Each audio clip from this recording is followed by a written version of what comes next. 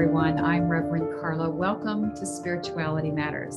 And now let's settle in and find that sacred space between here where I am and there where you are. And let us be reminded that the holy transcends our physical bodies, and our time together is just as meaningful and sacred as if we were sitting beside one another.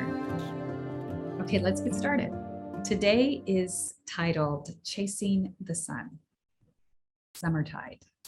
Summertide is an old word, and I'll talk a little bit about this, but also I think sometimes it's good for us to take a break from some of our regularly scheduled content to talk about things that give us a moment to pause and reflect, to consider our spirituality, our practices, to be aware, to be awake, to remember how we're connected to the holy, because everything is holy, everything is sacred.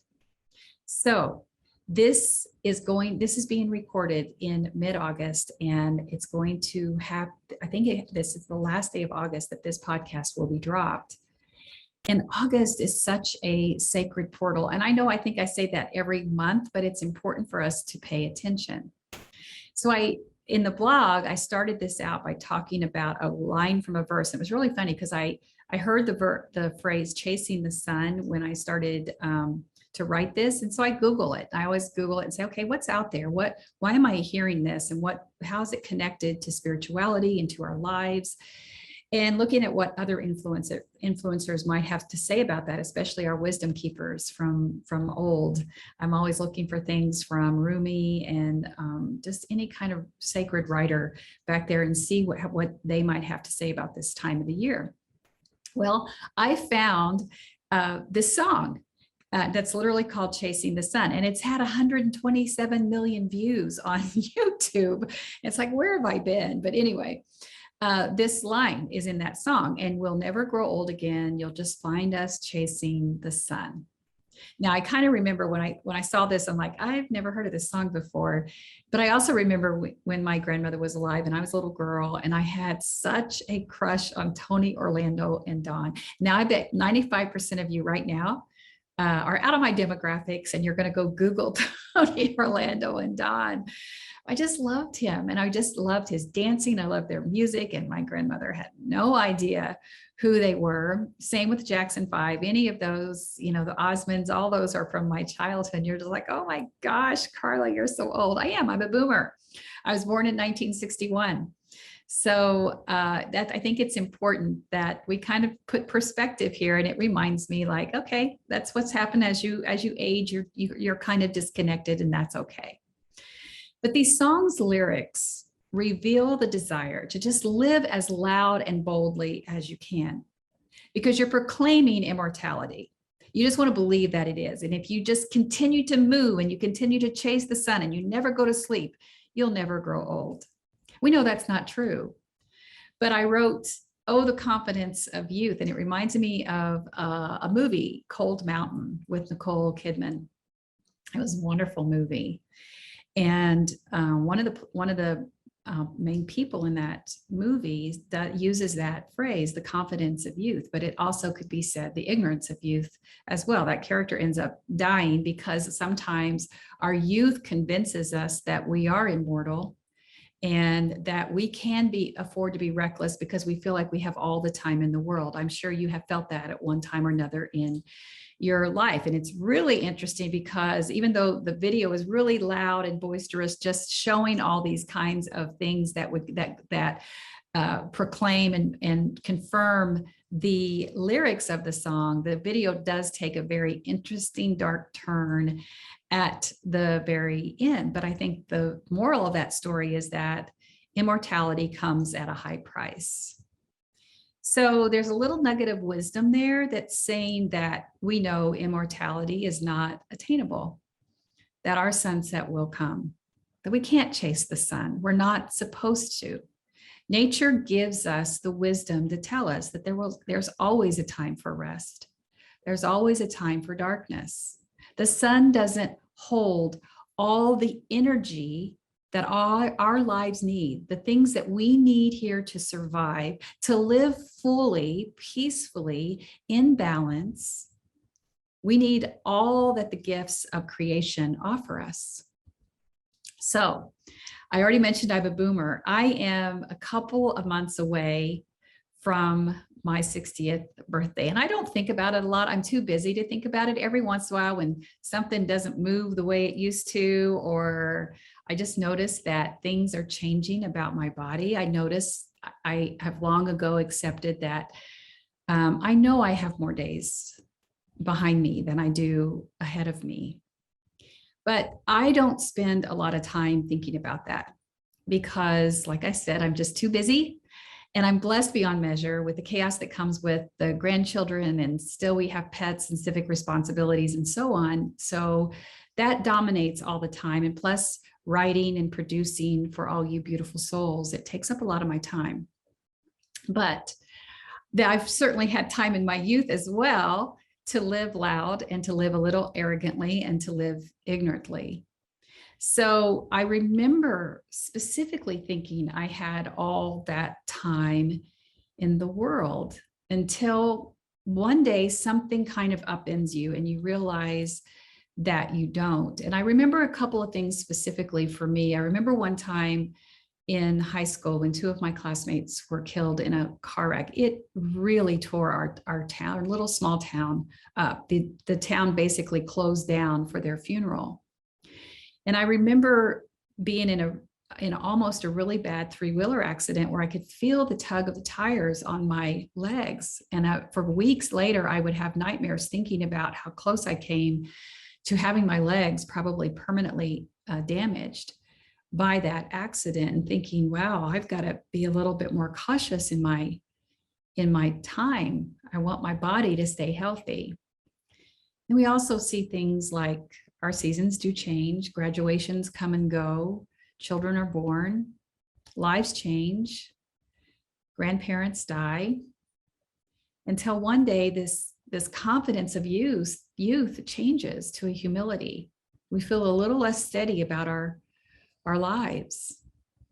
And I can tell you that the death of both of my grandmothers, even though I had them for a really long time, they both were close. One was in her 90s and the other was almost 90.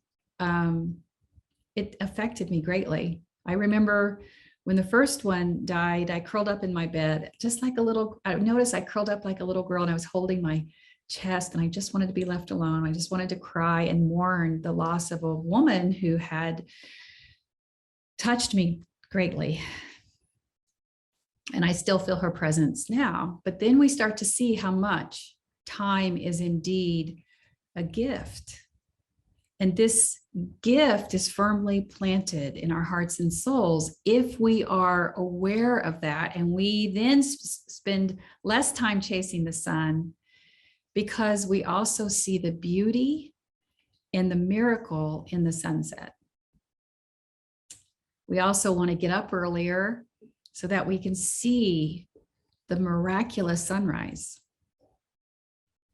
We also know that chasing that sun is futile.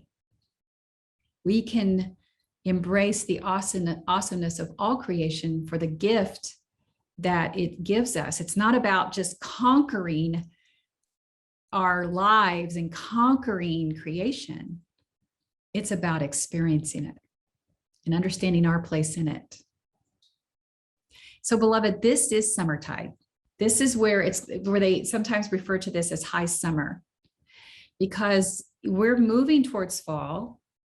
We're moving towards September, when we start to feel the change. Everything is different. The growing season is basically coming to an end, but it's still warm outside. More than likely, you're like we still have our air conditioning on. But as the earth makes its trip around the sun, the portal to the winter's darkness, it's beginning to open. The mornings are longer. The days are shorter. There is a important but subtle gift in these shifts that teach us about loving and living. Because we know, no matter how much we want to hold on to our youth, how much we want to hold on to the way things are, aging is inevitable. Changes are inevitable. When we will live without joy when age comes, if we don't realize that. We work in denial. We work against the fact that everything about our lives inevitably change.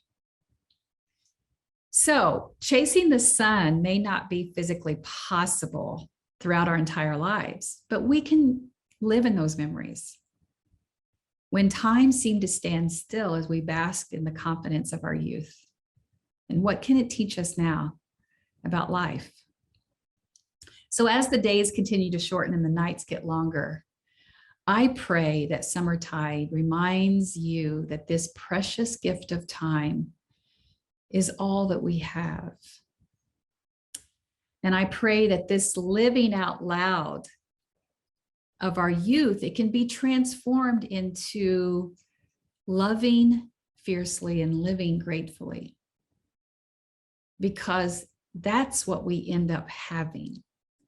That's what's important, is how we show up with gratitude in our hearts, with a presence of knowing how we are all connected, that our time of chasing the sun may be way behind us, but every moment, every breath that we have remaining is still so sacred and holy. And as cliche as it might sound to say, well, we're here for a reason, because we are. What are we going to make that reason be? How can we touch the earth gently, love others more kindly, expand the table of humanity to set a more kinder, more compassionate world for all? That's our legacy. That's the gift of Summertide. Happy August. Welcome September. Happy Summertide. Blessed be. Okay, beloveds, I am honored to be in this space with you. I pray that you receive something. I know that I did, because the teacher teaches what she needs to hear. And now, beloveds, go in peace, and may you be at peace. Go in love, and may you be loved. Go and know that others are on this journey with you, and you are not alone. You are seen and deeply and unconditionally loved, just the way you are. Blessings on your week, and I will see you soon. Bye for now. Thanks for tuning in to another uncut episode of Spirituality Matters. To submit questions to Rev Karla, email us at spiritualitymatters@revkarla.com. Follow at Rev Karla on Facebook, Instagram, TikTok, and Pinterest for more spirituality teachings. Check out her blog posts at revkarla.com and sign up for email alerts while you're there so you don't miss a thing. Be sure to like and subscribe for more videos. Bye for now.